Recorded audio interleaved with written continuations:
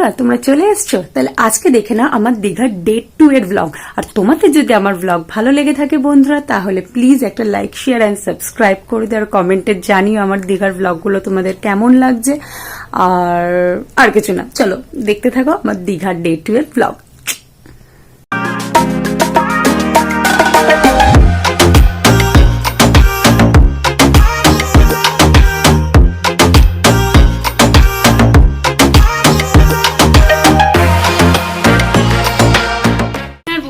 সবাই ও মাই গড, দেখো অবস্থা বলছো আমার বরটার।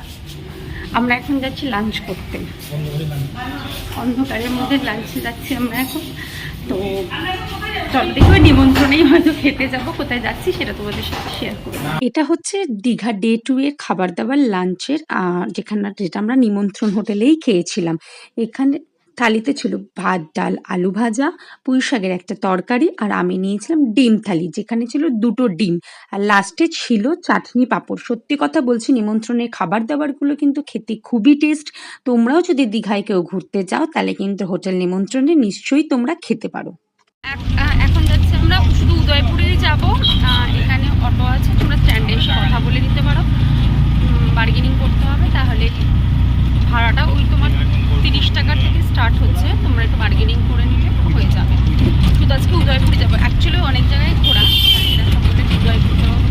চলো এবার দেখি উদয়পুর এসে গেছে আমরা, উদয়পুর বিচ। আমার এমন কিছু ভালো লাগছে না, তো দেখাচ্ছে তোমাদের। এটা হচ্ছে দীঘার উদয়পুরের বিচ। হ্যাঁ জানি না, বাট আমার অতটাও ভালো লাগেনি, তবুও একটু গেছিলাম আর কি ঘুরতে। উদয়পুরে বিচে গিয়ে ওই আর কি একটুখানি মানে ফটো তোলা, একটু রিলস বানানো, এইসবই করছিলাম। পাশে অনেক মাছ ভাজার দোকান ছিল, যেখানে বিয়ারও পাওয়া যাচ্ছিল। তো আমরা যেহেতু লাঞ্চটা করেই গেছিলাম না, তো আমরা মাছ ভাজাটা খাইওনি। আর সত্যি কথা বলতে না, আমার কেন জানি না দীঘার মাছ ভাজাগুলো বা পুরীর মাছ ভাজাগুলো আমার ভালো লাগে না, মনে হয় একটু বাসি বাসিই লাগে।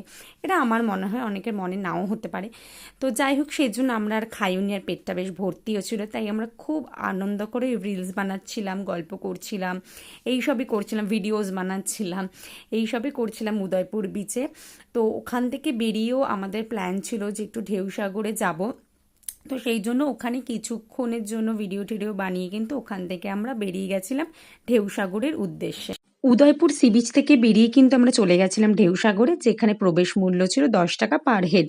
ও বেশ কিন্তু আমার ভালোই লেগেছে, বেশ সাজানো গুছানো ছিল, লাইটিং ছিল, অনেক কিছু না, রাইডসও ছিল, টয় ট্রেন ছিল, টয় ট্রেনটা চলছিল, বাট রাইডসগুলো না এতটাই বৃষ্টি হচ্ছিল যে বৃষ্টির কারণে না মানে আর তোমার রাইডসগুলো আমাদের চড়া হয়নি। তো ওখানে দাঁড়িয়ে একটু ফটো শটো তুললাম, তারপর কিন্তু আমি ওখানে একটুখানি ফুচকাও খেয়ে নিলাম ভেতর থেকে একটা দাদার কাছ থেকে। ফুচকাটা বেশ ভালোই খেতে ছিল। তারপর বাইরে বেরিয়ে এলাম। বেরিয়ে আসার পর আর বৃষ্টির দরুন না আর কিছু মানে করতে পারিনি আর কি, মানে ভিডিও টিডিও তো ভালো করে, প্রচুর বৃষ্টি হচ্ছিল, হোটেলেই চলে গেছিলাম। আর সেদিনকেও রাত্রেবেলা ওই রুটি আর চিকেন কষা রান্না করে নিয়ে আসা হয়েছিল। দীঘার ব্লগ যদি তোমাদের ভালো লেগে থাকে বন্ধুরা, তাহলে কিন্তু লাইক শেয়ার সাবস্ক্রাইব করতে একদম ভুলো না। খুবই শান্তি লেগেছিল সমুদ্রের পাড়ে আর কি, অনেকদিন কোথাও যাওয়া হয়নি, তাই আর কি গেছিলাম, খুবই ভালো লাগে সমুদ্রের পাড়ে গেলে। যাই হোক বন্ধুরা, আমাকে কমেন্টে জানিও আমার ব্লগ তোমাদের কেমন লাগলো।